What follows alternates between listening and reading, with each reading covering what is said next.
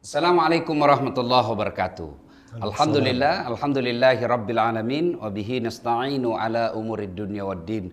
Asyhadu an la ilaha illallah wa asyhadu anna Muhammadan abduhu wa rasuluh. Allahumma salli ala sayyidina Muhammad wa ala alihi wa sahbihi ajma'in. Amma ba'd.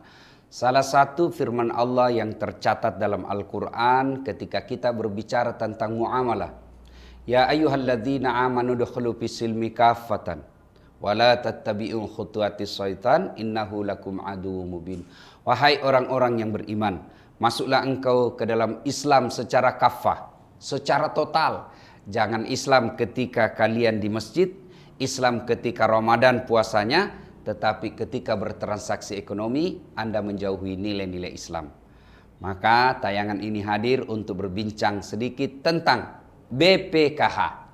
Nah, apa sesungguhnya BPKH itu? Saya hadirkan di tengah-tengah kita salah seorang Dewan Pengawas, Bapak Profesor Dr. Haji Hamid Paddu. Jadi sumbernya bukan katanya-katanya, bukan orang-orang yang tidak menguasai secara kompeten tentang BPKH. Maka kita hadirkan yang langsung dan beliau adalah Dewan Pengawasnya. Assalamualaikum warahmatullahi wabarakatuh. Waalaikumsalam warahmatullahi wabarakatuh, Ustaz. Alhamdulillah. Ya, gimana kabar, Prof? Alhamdulillah sehat, Ustaz. Insyaallah, Ustaz. Alhamdulillah sehat semua, Prof. Nah, Prof, ini BPKH tidak habis-habisnya diterpa gosip.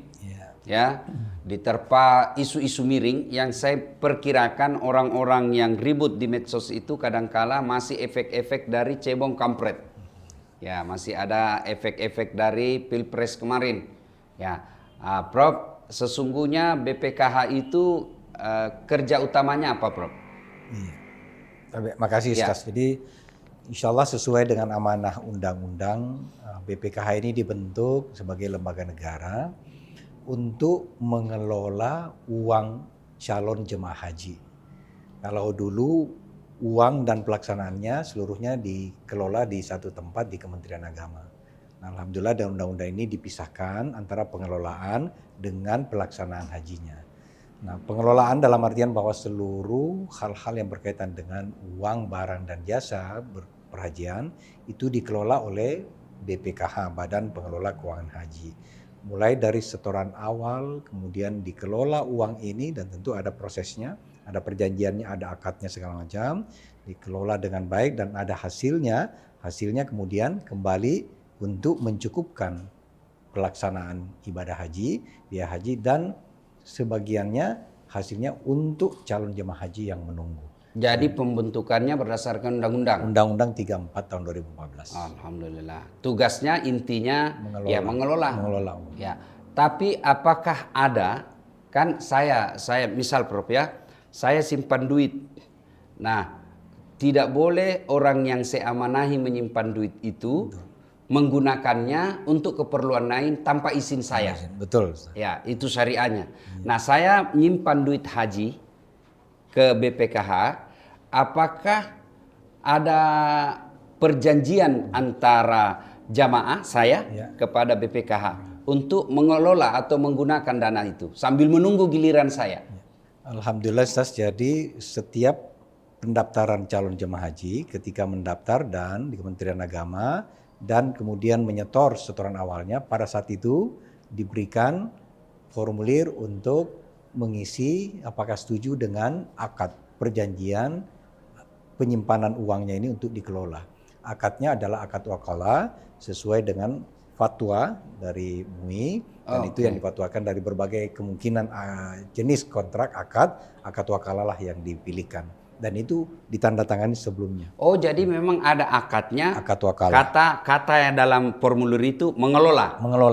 Jadi mengelola itu memang sudah semakna dengan ya saya kelola untuk apa. Betul. Ya biar BPKH yang tentukan, tetapi penentuannya itu sesuai syariah. Ada arahan dari Majelis Ulama Indonesia. Oh, jadi clear sebenarnya masalah ini ya.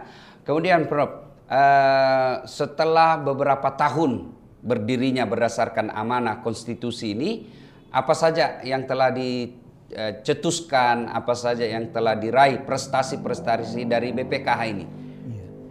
Jadi yang pertama kita menjamin meyakinkan kepada umat Islam jamaah bahwa selama kurang lebih 4 tahun ini perkembangan pertumbuhan keuangan haji ini itu bertumbuh secara baik.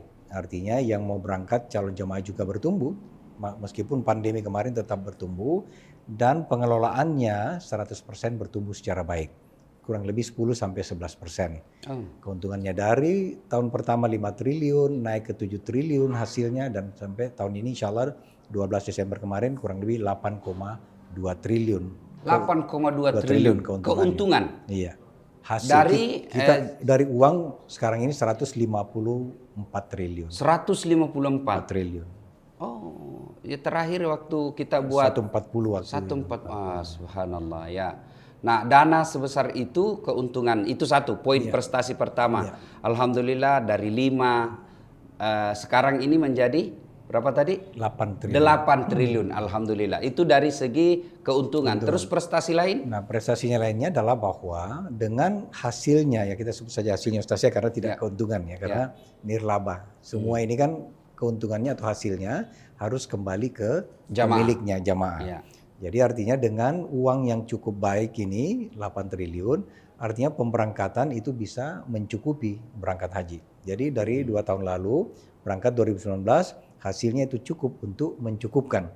Karena uang pendaftaran haji sampai pelunasan kan 35 juta. 35 juta. Padahal biaya realnya kan 72 juta. Berarti kan kurang 35. Selisih itulah yang ditutupi dari keuntungan. Dana yang dikelola dan keuntungan BPKH. Sehingga istitaahnya mencukupi. Alhamdulillah. Nah selebihnya masih ada lagi sisanya. Tahun ini insya Allah 2 triliun akan dibagikan ke virtual account-nya, ke rekeningnya masing-masing calon jemaah tunggu yang kurang lebih 5 juta orang.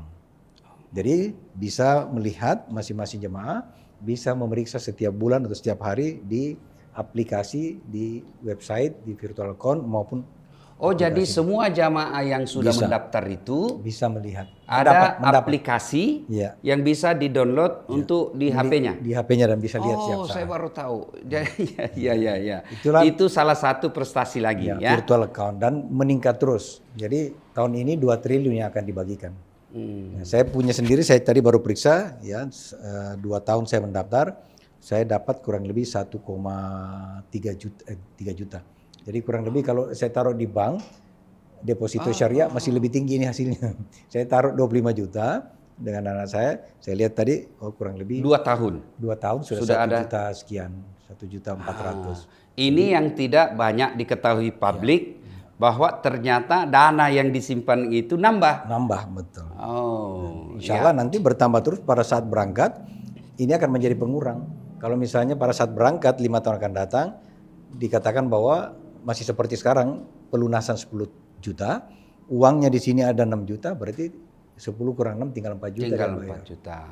Kalau suatu ketika ternyata sudah lebih, dikembalikan uangnya malah. 100% aman. Tapi Prof, yang menarik tadi itu yang virtual, bagaimana proses kerjanya? Apa yang ditawarkan? Apa keunggulannya? Apa itu tadi yang virtual? Virtual account. Jadi virtual account istilahnya rekening sebenarnya. Sama kalau kita menyimpan uang di bank kan ada rekening. Nomor rekeningnya begitu. Cuma rekeningnya ini kan tidak bisa bolak-balik ya diisi dan seterusnya. Nah, tapi tetap aktif rekeningnya. Jadi dia menjadi virtual, tetap. Kapan-kapan mau digunakan tetap bisa. Kalau pembatalan tetap bisa lewat rekening itu. Itu yang account virtual. Virtual account. Nomor rekening virtual.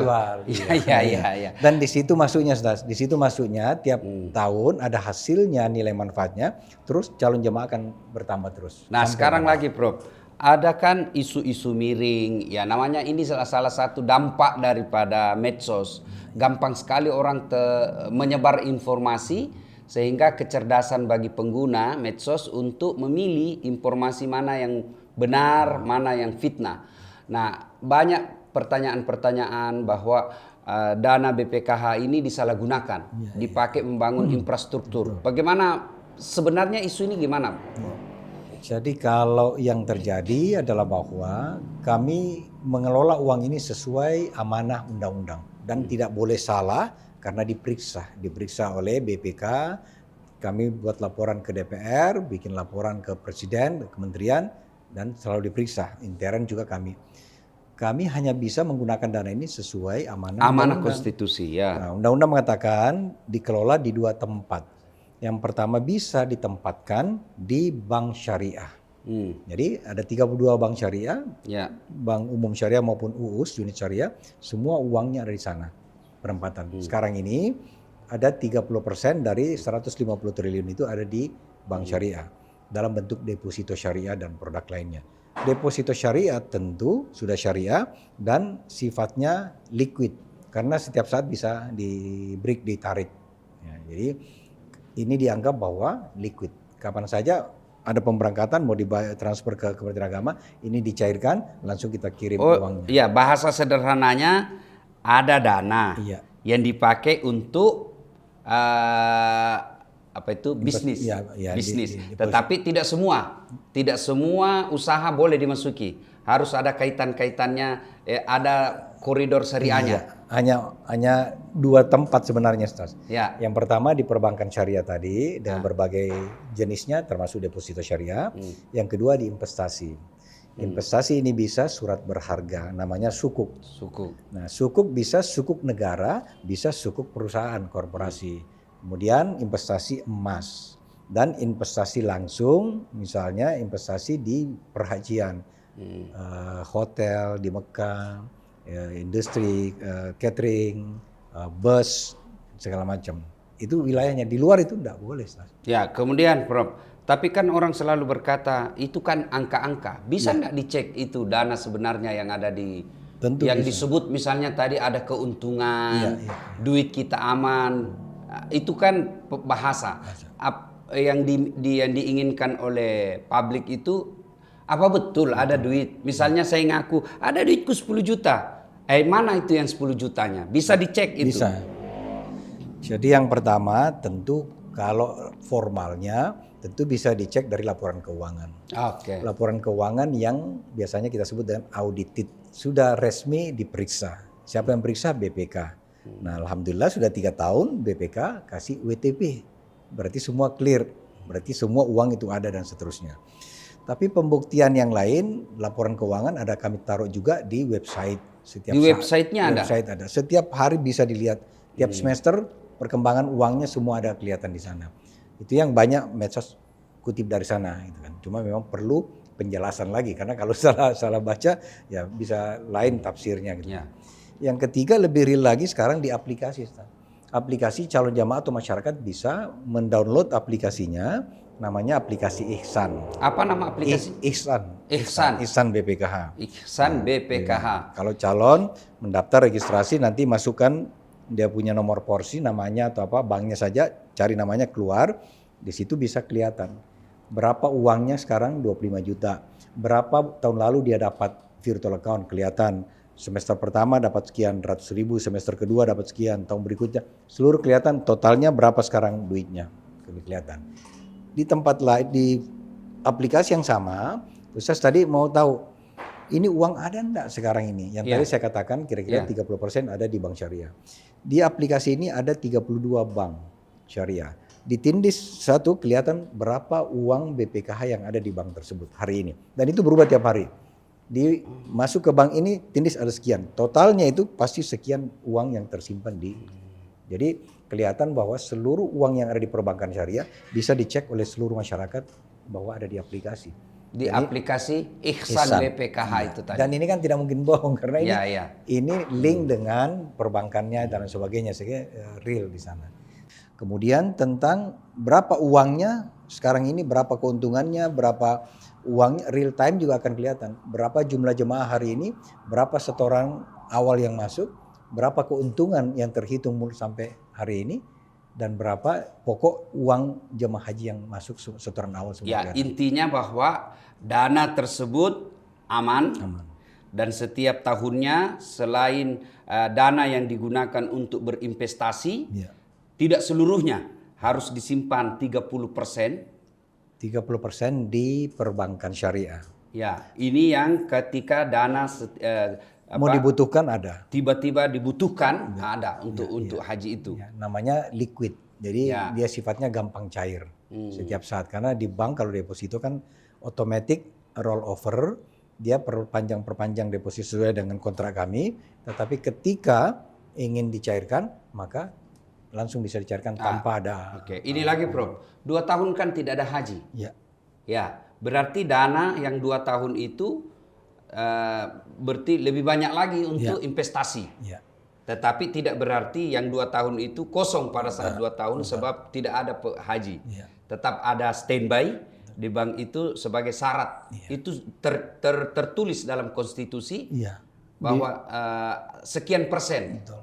Dalam undang-undang dikatakan bahwa jangan kurang dari 2 kali kebutuhan pemberangkatan jemaah haji, itu harus ada uang siap. 2 kali. 2 kali. 2 kali. Nah, uang yang biasanya diserahkan ke Kementerian Agama untuk pemberangkatan haji itu sekitar 14 triliun.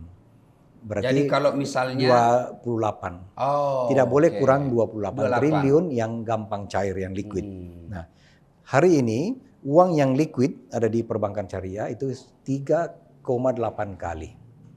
Oh, bukan lagi 2 kali. kali. 3,8. Jadi dan sangat, itu bisa dicek.